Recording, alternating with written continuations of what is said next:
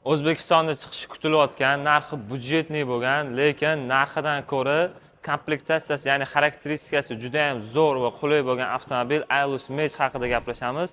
Xo'p, bugun bu avtomobilni to'laqonli xarakteristikasi, narx-navolari hamda sotib olish uslublarini ko'rib chiqamiz.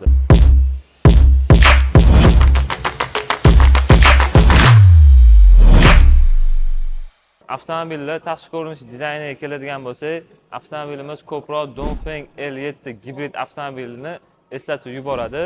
Hop, bu avtomobilda kapot ostida 1,5 litrlik turbina motor 197 ta ot kuchi, ya'ni tushunishingiz uchun benzinda to'laqonli benzinda harakatlanadi. Benzin rasxodiga keladigan bo'lsa, avtomobil 702 litrgacha benzin rasxod qiladi. Shaharda 60 dan oshmasdan, konditsioner pechka yoqmasdan yurganimizda. Hop, avtomobilni eniga, ya'ni kengligiga keladigan bo'lsa 1905 mm, avtomobilni uzunligiga keladigan bo'lsa 4650 mm hamda uni uzunligiga keladigan bo'lsa 1630 mm tashkil qiladi.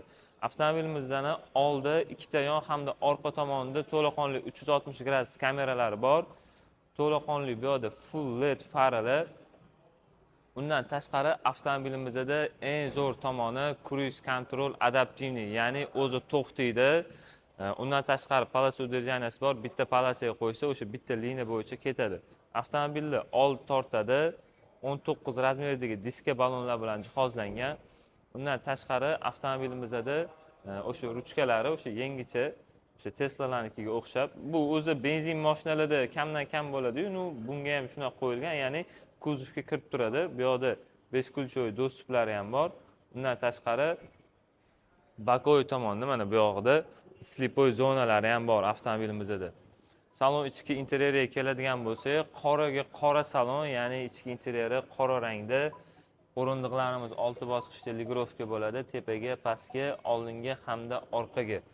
Undan tashqari avtomobilda 13.2 dyumli kattakon o'zini displeyi bor. Bu yerda, ya'ni multimediani kontrol qilish uchun o'zini joystiklari, hop, elektronli rushnoylarimiz, pultlarimizni ko'rinishi mana bunaqa ko'rinishda bo'ladi.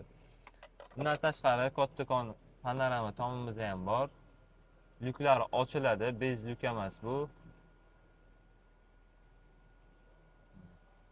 Juda ham katta panorama tom hamda panorama lyuk. O'rindiqlarimiz, ikkita o'rindig'imiz isitadi. Undan tashqari rulimizda ham abagrev bor. Mashina start stopda zavod bo'ladi hamda start stopda mashinani o'chirsak bo'ladi. Ikkinchi qatoriga keladigan bo'lsak, avtomobilimizning ikkinchi qatori ham juda ham keng. Undan tashqari mana bu o'rtasida bo'ladigan pola juda ham kichkina qilib ishlangan, ya'ni o'tirganda juda ham qulay bo'ladi bu.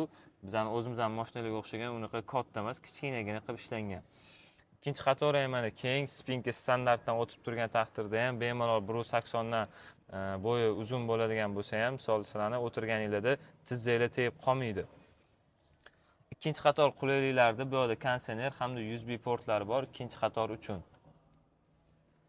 Avtomobilimizning baki 51 litr tashkil qiladi.